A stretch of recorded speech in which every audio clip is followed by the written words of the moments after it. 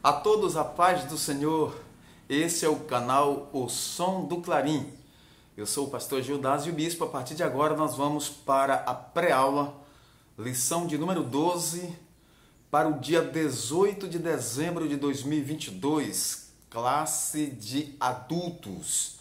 Vem comigo, imersos no Espírito nos últimos dias. É o título de nossa lição. Texto áureo está em João 7:38.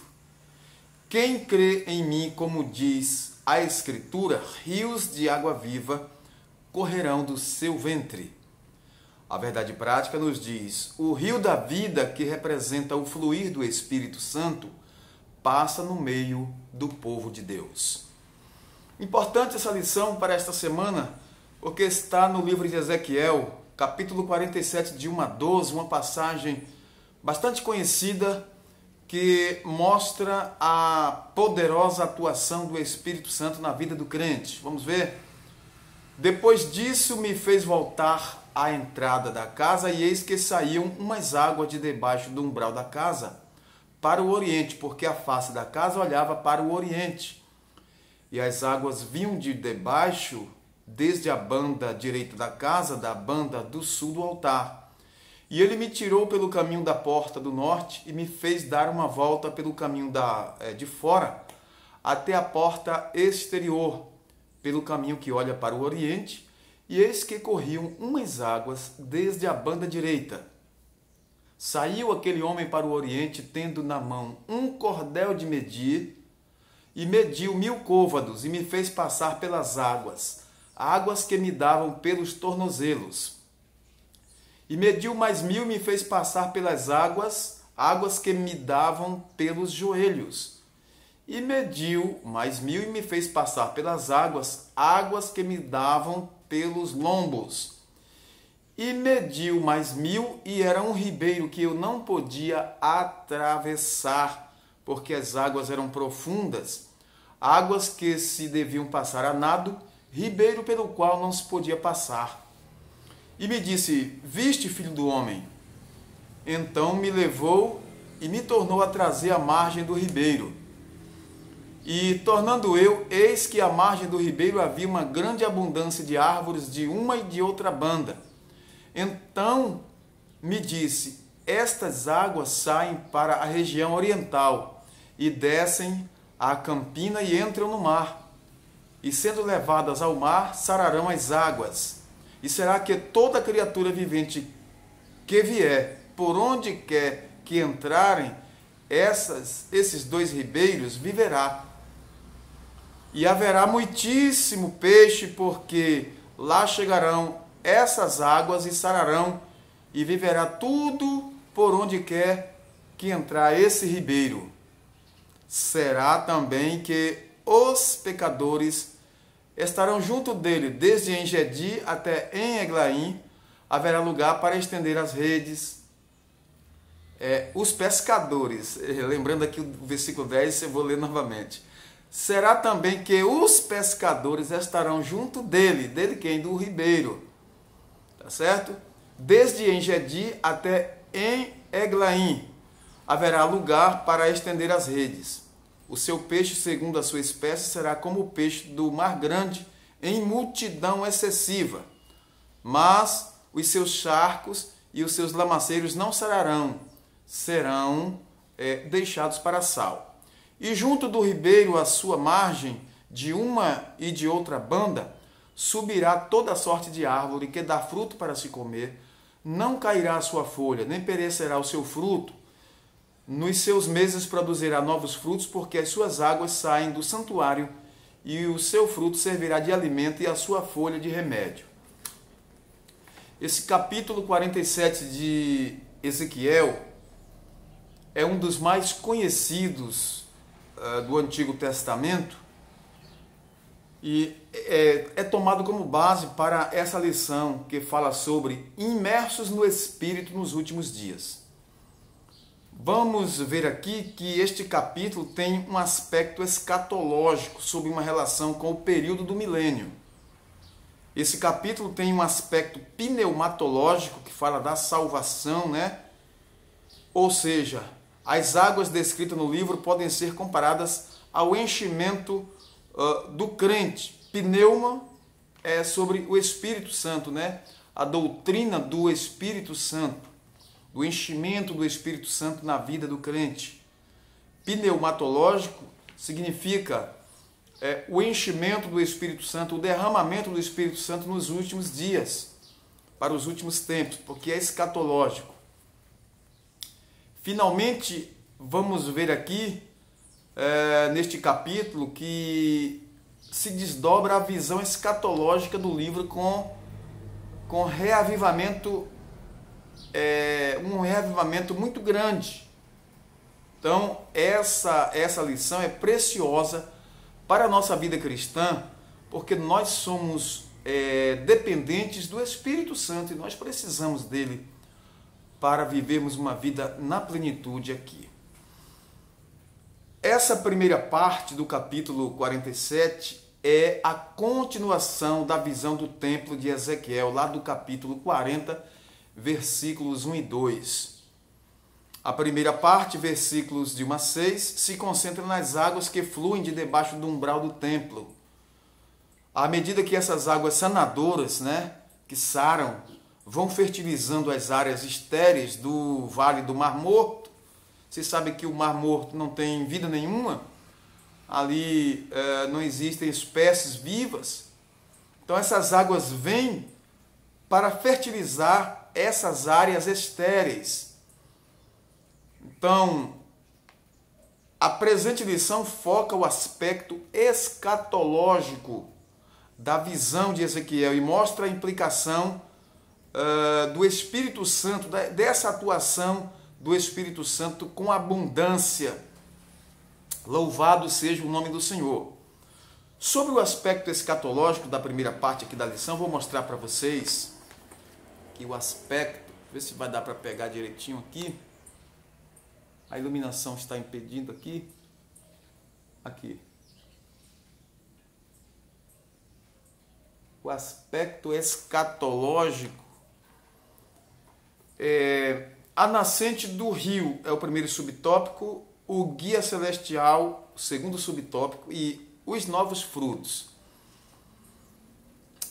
Observamos aqui que o livro de Ezequiel, ele antecipa o aspecto apocalíptico das Escrituras. E esta passagem, ela é para um futuro, mas ela é literal. E as evidências, tanto internas quanto externas, dão sustentação para uma interpretação escatológica literal. A visão do templo e o poderoso derramamento do Espírito Santo nesse templo e nessa época. O umbral da casa é uma referência ao templo da visão do profeta, lá do capítulo 40, versículos 1 e 2. Os detalhes desse complexo mostrado pelo profeta, como dimensões diárias, dependências e medidas, sugerem um templo literal. Isso é simples de entender, certo? Agora, o guia celestial, um personagem que aparece desde o início da visão, um homem com aparência de cobre, tendo um cordel de linho na mão e uma cana de medir, capítulo 40, versículo 3, esse anjo fez Ezequiel sair pelo portão do norte, dessa forma contornou o templo no sentido horário em direção ao oriente. Observe porque a porta oriental estava fechada. Capítulo 44, versículo 2. Esta porta estará fechada, não se abrirá, ninguém entrará por ela, porque o Senhor Deus de Israel entrou por ela, por isso estará fechada. Observe aqui que nesse período dos dois templos, essa porta nunca esteve trancada. Isso revela o caráter escatológico da visão, quer dizer, é para um futuro. Veja agora os novos frutos mostrados aí na visão. A linguagem dessa passagem é apocalíptica e escatológica e tem paralelo com o livro de Apocalipse. Por que tem paralelo? Porque lá em Apocalipse 22, 1 e 2, nós encontramos ali um paralelo, né? A visão de Ezequiel em relação a toda sorte de árvore que dá fruto para se comer, nos seus meses produzirá frutos novos. Se refere aqui ao milênio, e a do apóstolo João ao mundo vindouro, à eternidade. Lá em Apocalipse fala ao mundo vindouro, à eternidade. Mas ambos os textos são literais. No novo céu e na nova terra não existe mar. O milênio é distinto do mundo vindouro. Certo? Então, a segunda parte de nossa lição fala sobre a implicação pneumatológica dessa atuação futura do Espírito Santo. O ser celestial fez Ezequiel passar pelas águas que, ao caminhar o primeiro trecho de 1000 côvados, ou seja, 500 metros, você sabe que um côvado é aproximadamente de 45 a 50 centímetros. Então, 1000 côvados é aproximadamente 500 metros, são aproximadamente 500 metros. Então, a cada 500 metros, as águas iam subindo. Do tornozelo, subiu para os joelhos, dos joelhos para os lombos, a cintura. Da cintura, foi subindo até ser águas profundas, serem águas que só se atravessavam a nado. Então, mostra a atuação crescente, abundante, do Espírito Santo na vida do cristão, na vida da igreja, na vida do crente que está com a sua vida aos pés do Senhor. Então, essa visão que Ezequiel teve de andar nas águas e as águas iam subindo, é realmente quando nós somos imersos no poder do Espírito Santo, no poder e na atuação do Espírito Santo, e nós damos lugar a esse Espírito Santo trabalhar na nossa vida. Certo? Então, de 500 em 500 metros, as águas iam subindo, e o profeta diz, ele atravessou o ribeiro nadando, mas depois, novamente, o ser trouxe ele de volta à margem do ribeiro. O Espírito Santo, a terceira pessoa da Trindade, nosso amado Espírito Santo, aquele que habita conosco, como disse Paulo, não sabeis vós que sois o templo do Espírito Santo, que habita em vós, proveniente de Deus, e que não sois de vós mesmos. Então, o Espírito Santo habita dentro de nós. Ele está conosco. Ele nos guia, ele nos dá sabedoria, ele nos enche de graça, de direção, ele nos santifica, ele nos orienta, ele nos dá força para vencer. A imersão de Ezequiel nessas águas pode ser comparada ao crente que vai se enchendo do Espírito Santo até ser totalmente submerso nesse poder glorioso. Os símbolos do Espírito Santo são reflexos das suas múltiplas operações. O próprio Jesus se referiu ao Espírito, ao falar, não é, sobre o Espírito Santo no discurso de João, capítulo 7, 37 a 39. O Espírito Santo é ilustrado como água, pois assim como a água é indispensável à vida física de qualquer ser vivo, da mesma maneira o Espírito Santo é indispensável à nossa vida, à vida do crente. Então a água, ela tem importância para nós. Nós não podemos viver sem água. Podemos? Não, não podemos. Vamos viver sem água? Então a água, ela mata a sede, a água, ela nos refrigera, a água nos limpa, nos dá uma condição melhor de subsistência. O Espírito Santo, ele realiza essa obra importantíssima. Sem o Espírito Santo, nós não resistiremos. Então, o Espírito Santo, ele é esse rio que nós estamos atravessando a nado e usufruindo dessa bênção do céu. O Espírito Santo é a terceira pessoa da Trindade. Ele é uma pessoa, ele está conosco. Em Atos 2:4 diz que eles foram cheios do Espírito Santo e começaram a falar em outras línguas. A água é um símbolo importantíssimo, como o Espírito Santo é importante para a nossa subsistência, para a nossa vida espiritual. Ele é o nosso consolador, nosso ajudador. Está conosco até o fim de todas as coisas. E por fim estará conosco no céu, na eternidade. A última parte da lição fala sobre o contexto geológico do Vale do Mar Morto. Aquele contexto ali que não tinha vida, eram terras estéreis.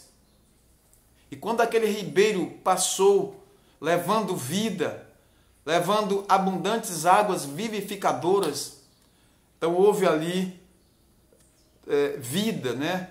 Houve ali uma restauração daquelas terras estéreis. É assim que o Espírito Santo trabalha, é assim que o Espírito Santo faz na vida do ser humano. Onde era terra morta, terra estéril, terra seca, o Espírito Santo veio e trouxe vida, trouxe frutos, não é? O Espírito Santo trouxe alegria, gozo e vida. Louvado seja o nome do Senhor. Então, a abundância de árvores, não é, que fala aqui no versículo 7. Então, observamos que o Espírito Santo ele trouxe árvores, trouxe fruto, trouxe peixes, através daquelas águas vivificadoras, aquelas águas que saravam, que traziam vida. Assim é o Espírito Santo na nossa vida. Oh, louvado seja Deus! Vida para a terra seca, para mar morto. Águas que foram levadas e sararam aquele lugar. O Espírito Santo vem e sara, restaura, reaviva. O Espírito Santo traz vida. Glórias a Deus. Ainda há muitas controvérsias acerca dos lamaceiros que nós encontramos aqui no texto, no versículo 11. Vamos ler novamente? Volta lá o texto oficial. Versículo 11. Mas os seus charcos e os seus lamaceiros não sararão, serão deixados para sal. O que significa isso? Há muitas controvérsias, como a vida não se estende além das águas da salvação que fluem do templo, talvez a morte continue nesses buracos salinos, segundo nós encontramos em Isaías 66, 24, Jeremias 30, 23, 24, Apocalipse 20, versículo 10. Agora, é preciso observar aqui que a descrição do milênio em Isaías indica haver pecado e morte em escala reduzida, nascimento e envelhecimento. Observe e pegue a Bíblia aí e leia. Isaías 65, 20 a 23. Isaías 65, 20 a 23. Mas há quem afirme que esses charcos serão de grande utilidade para a economia por causa da abundância das riquezas minerais, até para o tempero, porque diz que ficarão como sal, né? Mas não há unanimidade de interpretação por parte dos estudiosos destes textos. O importante é que o Espírito Santo traz vida, e vida com abundância. Jesus disse: vos darei vida e vida com abundância. Ele nos deixou o Espírito Santo para estar conosco até a consumação dos séculos. Essa lição, ela traz um ensinamento acerca da operação do Espírito Santo, do seu derramamento, da produção de vida. Imersos no Espírito nos últimos dias, é a promessa de Deus para aqueles que vivem na esperança da glória de Deus e servem ao Senhor. A profecia aqui é para um futuro, mas nós já estamos usufruindo da presença desse Espírito Santo, porque ele foi derramado no dia de Pentecostes e está conosco até hoje e estará conosco até a consumação dos séculos. Imersos no Espírito Santo nos últimos dias, porque sem o Espírito Santo nós não iremos a lugar nenhum. Que Deus em Cristo continue nos abençoando, nos enchendo da sua graça, do seu poder, que o Espírito Santo esteja cada dia derramado em nossos corações, porque o Senhor já fez isso e nós somos muito gratos a Ele. A todos, nosso muito obrigado por esta atenção que vocês dão ao nosso canal, Som do Clarim, e esses subsídios que nós trazemos para a nossa EBD, Escola Bíblica Dominical. A todos, nosso muito obrigado. Vamos orar agradecendo ao Senhor e até uma próxima pré-aula, em nome do Senhor Jesus. Senhor, nosso Deus e Pai Todo-Poderoso, te glorificamos, te exaltamos. Senhor, digno és de receber a honra, a glória e o louvor. Neste momento queremos te agradecer pelo privilégio de estar aqui na tua presença, louvando e engrandecendo o teu nome e aprendendo, Senhor, na tua palavra. Abençoa nossas classes de Escola Bíblica Dominical, essas lições preciosas que nós temos. Hoje, essa lição nos traz ensinamentos gloriosos sobre a atuação do Espírito Santo em nossas vidas, imersos no poder do Espírito. Que maravilha! Ó Deus eterno, gratos somos a Ti por isso. Em nome do Senhor Jesus, nós te pedimos as Tuas bênçãos e já te agradecemos. Amém. A todos, nosso muito obrigado. Até uma próxima pré-aula.